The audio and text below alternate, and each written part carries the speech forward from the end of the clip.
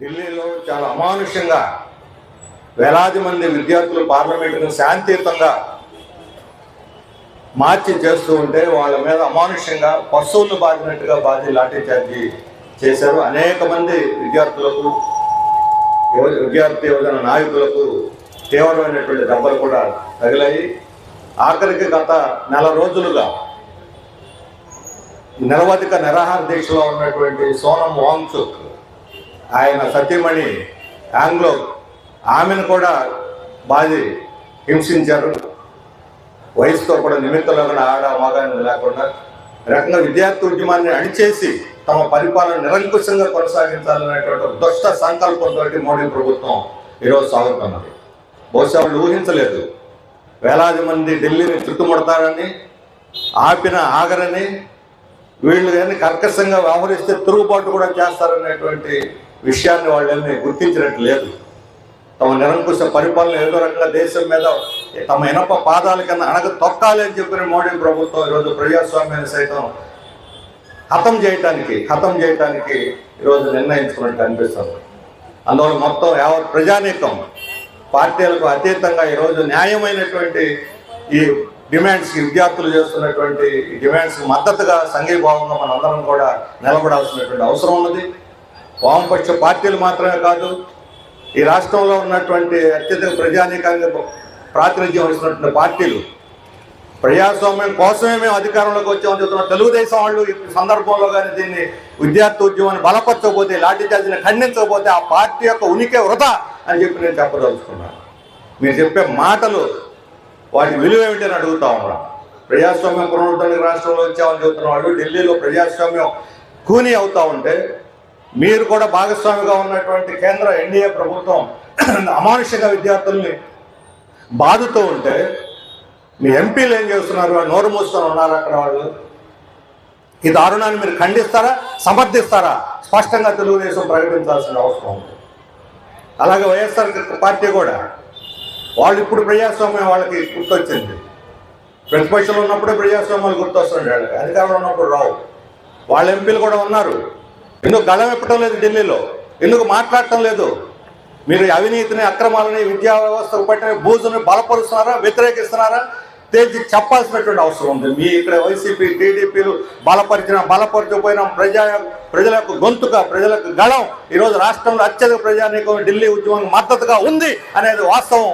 దాన్ని గుర్తించాలని చెప్పి కోరుతా ఉన్నాం. దాదాపు 45 రోజుల క్రితం జూన్ 6వ తేదీన ఉద్యమం మొదలైంది. మీ అందరూ కూడా తెలుసు. దీని పూర్వరంగం నీట్ పరీక్షల్లో అక్రమాలు జరిగి 22 లక్షల మంది రాసినటువంటి ఆ పరీక్ష రద్దయింది. పేపర్ లీక్ అయింది. ఈ పేపర్ లీక్ అవడం మొదటిసారి కాదు. వీళ్ళ 12 సంవత్సరాల పరిపాలనలో, మోడీ పరిపాలనలో 22 సార్లు ఈ పరీక్షలు, వివిధ రకాలైన పరీక్షలు, జాతీయ స్థాయిలో జరిగిన పరీక్షలు లీక్ అయ్యాయి.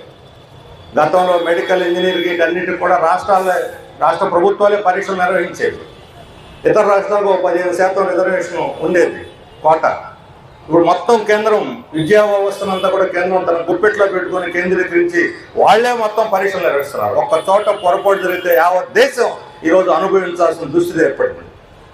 అందువల్ల ఎన్టీఏ అనేది నేషనల్ టెస్టింగ్ ఏజెన్సీ, వీళ్ళు పరమ దరిద్రపు సంస్థ. ఇది దానికి నాయకత్వం వస్తున్న ధర్మేంద్ర ప్రధాన్ ఒక మంత్రిగా పనికిరాడు, అనర్హుడు, అసమర్థుడు, ఇతను అవినీతిపరుడు. లక్షలాది రూపాయలు చేతులు మారే కుంభకోణంలో అనేక మంది విద్యార్థులు చివరికి ఆత్మహత్యలు చేసుకుని చనిపోయేటువంటి దుస్థితి వచ్చింది. విలువైనటువంటి విద్యార్థుల ప్రాణాలు పోవటానికి కారణమైనటువంటి ధర్మేంద్ర ప్రధాన్ అధికారంలో ఉండటానికి తగడు రాజీనామా చేయాలని ఈరోజు దేశం యావత్తు ఘోషిస్తా ఉన్నారు. ఊహించలేదు. కాక్రోచ్ జనతా పార్టీ ఒకటి వచ్చి వేల మంది దాని వెనకాల సమీకృతులై ఆన్లైన్లో ఉండేటువంటి గళం భౌతికంగా కూడా ముందుకు వచ్చే ఒక శక్తిగా మారుతుందని ప్రభుత్వం ఊహించలేదు. నేపాల్లో, శ్రీలంకలో, బంగ్లాదేశ్లో ఈ జంజీ తిరుగుబాటు చేసిన మన దేశంలో దీన్ని అడుగు కూడా పెట్టలేరు. ఇటువంటి జరగదు, మంది చాలా సనాతన ధర్మం మంది అని చెబుతున్నటువంటి పాలకులకి ఈరోజు కనువిప్పు కలిగించినటువంటి ఘటన ఇది. గతంలో రైతాంగ ఉద్యమం నడిచింది అదే ఢిల్లీ కేంద్రంగా. ఈరోజు అంతకన్నా తీవ్రమైన రూపంలో కొత్త జనరేషన్ ఆధ్వర్యంలో నూతన తరం ఈరోజు నాయకత్వం వహించి ఉద్యమాన్ని నడుపుతా ఉన్నారు. అంతేకాదు ఈ నెల రోజుల్లో ఢిల్లీలో చాలా దారుణమైనటువంటి నిర్బంధం, జంతర్ మంతర్లో ఎవరు రాకుండా నిరోధించడానికి, విద్యార్థులు బయటకు రాకుండా చేయడానికి, ముఖ్యంగా నిన్న ఈరోజు చలో పార్లమెంట్ పిలిపించిన తర్వాత వేలాది మంది విద్యార్థులు వివిధ రూపాల్లో ఢిల్లీకి చేరుతున్నారు. ఢిల్లీలో ఉన్నటువంటి వాళ్ళు వచ్చారు, మెట్రో స్టేషన్లు మూసేశారు. వాటన్నిటిని కూడా లెక్క చేయకుండా ఈరోజు విద్యార్థులు ఢిల్లీకి వచ్చి చలో పార్లమెంట్ కార్యక్రమాన్ని పెద్ద ఎత్తున జయప్రదం చేశారంటే గత్యంతరం లేక ప్రభుత్వం నడ్డా ఆధ్వర్యంలో వాళ్ళని పిలిచి చర్చలు జరపాల్సిన దృష్టి ఏర్పడుతుంది. హాస్పిటల్ మార్చమంటే హాస్పిటల్ మార్చడానికి కూడా సోనం వాంగ్చుక్ని అక్రమంగా నిర్బంధించి ఈ హాస్పిటల్ కాదు మేము వేరే హాస్పిటల్ పంపాలని దాన్ని కూడా నిరాకరించినటువంటి వాళ్ళు ఈరోజు మీ ఇష్టం వచ్చిన హాస్పిటల్లో చేరుస్తామని చెప్పి ఈరోజు చెప్పాల్సిన పరిస్థితి ఏర్పడింది. పార్లమెంట్లో ప్రతి పార్టీ, ప్రతిపక్షంలో ప్రతి పార్టీ, ఇక్కడ మన రాష్ట్రంలోని మొదనష్టపు 2 పార్టీలు తప్ప పార్లమెంట్లో ఉన్న ప్రతిపక్ష పార్టీ దీన్ని వ్యతిరేకిస్తూ గళమిప్పి వాళ్ళకు తోడుగా నిలబడ్డాయి. వామపక్ష పార్టీలు ప్రత్యక్షంగా బేబీ లాంటి వాళ్ళు ఈరోజు ర్యాలీలో కూడా వాళ్ళకు మద్దతుగా నిలబడ్డారు. ఎస్ఎఫ్ఐ, ఏఎస్ఎఫ్, ఐఎస్ఐ ఇటువంటి సంఘాల యొక్క ప్రతినిధులు పెద్ద ఎత్తున పోరాడారు. వాళ్ళు కూడా దీక్షలో కూర్చొని పోరాడారు. చివరికి సోనం వాంగ్చుక్ని నిర్బంధించిన తర్వాత అభిజిత్ దీప్కి ఎవరైతే దీనికి మూల పురుషుడో అతను కూడా కూర్చున్నారు, అతను కూడా నిర్బంధించారు ఈరోజు పోలీసులు. ఇంకా ఒక రకంగా ఢిల్లీ మొత్తాన్ని కూడా స్తంభింపజేసి పోలీసులు తన నియంత్రణలో తీసుకొని ఎవరు కదలడానికి సామాన్య పౌరులు కూడా అటు ఇటు తిరగలేనటువంటి పరిస్థితిని సృష్టించారు.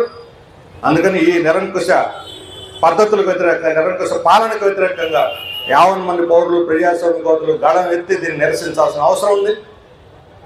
మన రాష్ట్రంలో కూడా విద్యార్థులు, యువజనులు ఈరోజు రేపు కూడా పెద్ద ఎత్తున వాళ్ళు కూడా ఎక్కడికక్కడ నిరసనలు తెలియజేస్తున్నారు. ఇంకా పెద్ద ఎత్తున సమీకరించాల్సినటువంటి అవసరం ఉంది ఉద్యమానికి మద్దతుగా.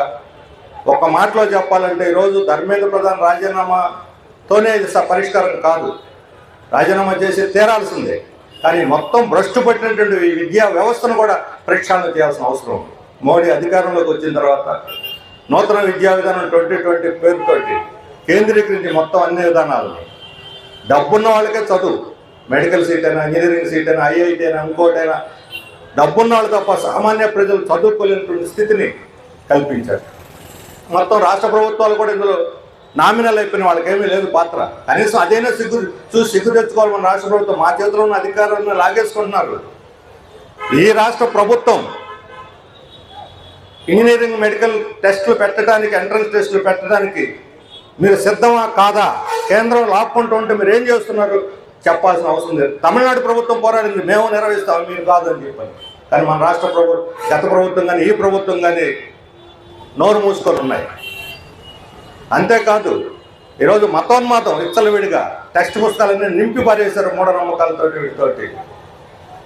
అలాగే ప్రైవేట్ సంస్థలు విచ్చలవిడిగా, కార్పొరేట్ సంస్థలు విచ్చలవిడిగా వాళ్ళే మొత్తం పేపర్లు సెట్ చేసేది వాళ్ళే, దిద్దేది వాళ్ళే, మార్కులు వేసేది వాళ్ళే, సీట్లు ఇచ్చేది వాళ్ళే, డబ్బులు వసూలు చేసేది వాళ్ళే, లాభాలు సంపాదించుకునేది వాళ్ళే. మొత్తం కార్పొరేట్ రాజ్యంగా విద్యా వ్యవస్థ మారిపోయింది. అందుకని ప్రభుత్వ విద్యను బలపరుచుకోవాలి. సామాన్యులకు కూడా ఉన్నతమైన, నాణ్యమైన చదువులు చదివేందుకు అవకాశం కల్పించాలి. డిగ్రీ స్థాయి వరకు కూడా పేద మధ్యతరగతి విద్యార్థులకి ఉచితంగా విద్య అందించాలి. ఎడ్యుకేషన్, రైట్ టు ఎడ్యుకేషన్ యాక్ట్ని సమర్థవంతంగా అమలు జరపాలనేటువంటి అనేక డిమాండ్స్ తోటి ఈరోజు ఈ ఉద్యమం నడుస్తూ ఉంది. దీనికి మనందరం కూడా, ఈ వామపక్ష పార్టీలు మాత్రమే కాదు, మొత్తం మన రాష్ట్రంలో ఉన్నటువంటి ప్రజాతంత్రవాదులు, ముఖ్యంగా విద్యావేత్తలు ముందుకు వచ్చి గళం విప్పి ఈ విద్యా వ్యవస్థను ప్రక్షాళన చేయడానికి కథలు రావాలని చెప్పి విజ్ఞప్తి చేస్తూ మరొకసారి ఈ ఢిల్లీలో జరిగినటువంటి ఘాతుకాలని ఖండిస్తూ తక్షణం ధర్మేంద్ర ప్రధాన్ రాజీనామా కోసం ఈ ఉద్యమాన్ని మరింత రాష్ట్ర వ్యాప్తంగా కూడా విస్తరింపజేయడానికి అందరం కంకణబద్దులు కావాలని చెప్పి విజ్ఞప్తి చేస్తూ సెలవు తీసుకుంటున్నాను.